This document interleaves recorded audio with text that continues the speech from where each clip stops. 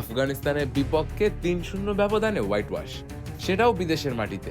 কিন্তু প্রশ্ন হলো, এই জয় নিয়ে আমরা সত্যি খুশি তো?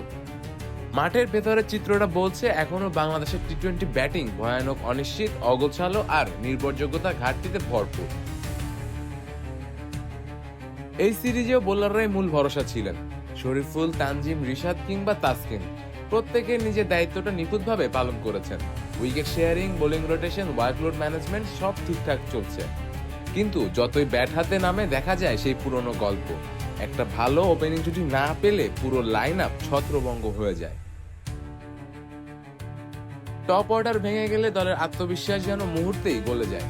আফগানদের বিপক্ষে দ্বিতীয় ম্যাচেই দেখা গেছে বিনা উইকেটে 109 থেকে মাত্র 9 রানে 6 উইকেট হারানো এক ভয়ঙ্কর পতন।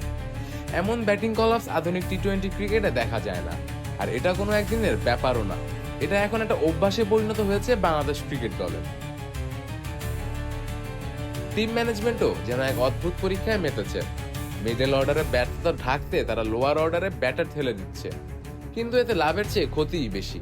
টপ অর্ডার ফর্মে নেই, মিডল অর্ডার ভঙ্গুর, লোয়ার অর্ডারে কেউ জ্বলে উঠলে ম্যাচ বাঁচে।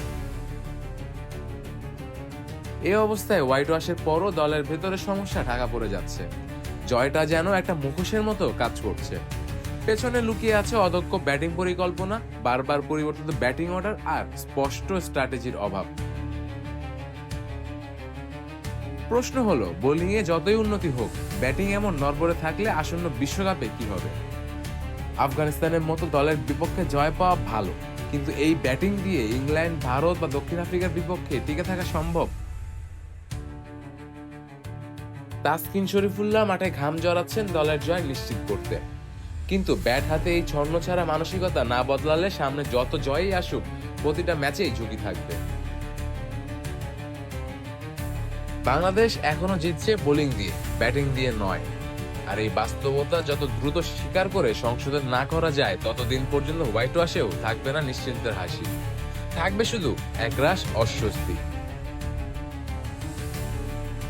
শেখ মেহেদী হাসান, ডি স্পোর্টস।